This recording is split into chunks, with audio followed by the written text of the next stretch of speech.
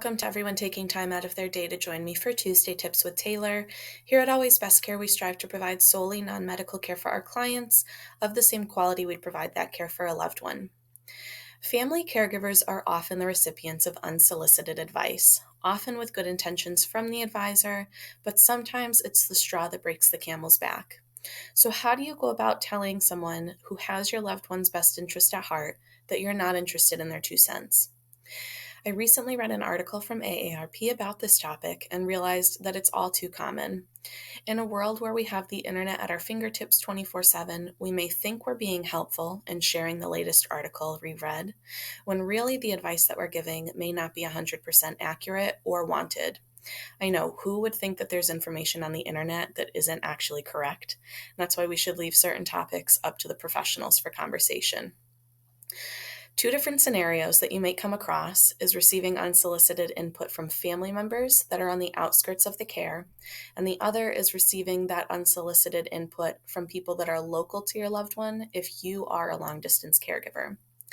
Family dynamics can be very tricky, especially if you're part of a larger family where extended family members don't necessarily have the full picture into your loved one's situation.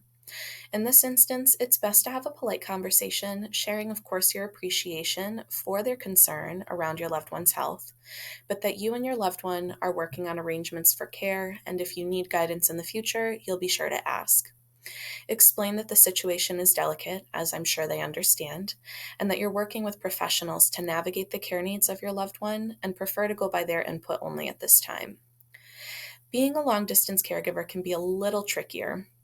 Sometimes you need to rely on those local family members, friends, and neighbors for accurate updates on your loved one's health, which is where that line can become muddled when it comes to the unsolicited advice you may receive. While local individuals might be seeing the physical decline, as a family, you know your loved one's personality best and the level of acceptance that they're going to have when it comes to self-improvement or help at home. And that is exactly how you should approach the conversation when it comes to friends or neighbors who are giving their input on your loved one and the care that they think your loved one could benefit from. Often, those who are on the outside looking in as a third party aren't aware of the numerous conversations you may have already had with your loved one about the steps necessary for them to become more independent or remain at a level of independence that so many of our seniors desire to keep. Family caregiving is stressful enough as it is, with 23% belonging to the sandwich generation, meaning they're taking care of an aging loved one while still caring for children under 18 at home.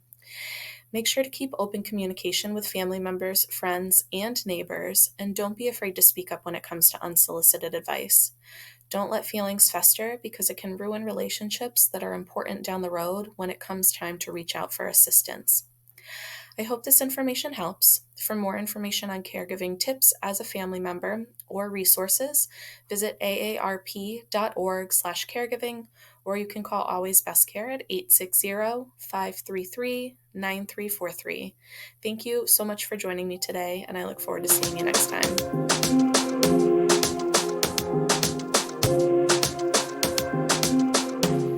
Always Best Care has been providing solely non-medical in-home care since 2009.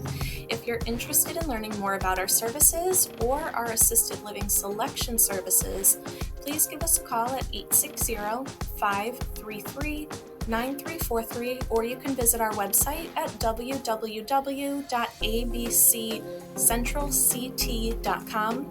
Make sure to follow us on Facebook and Instagram too, so that we can show you how better options for senior living are a priority.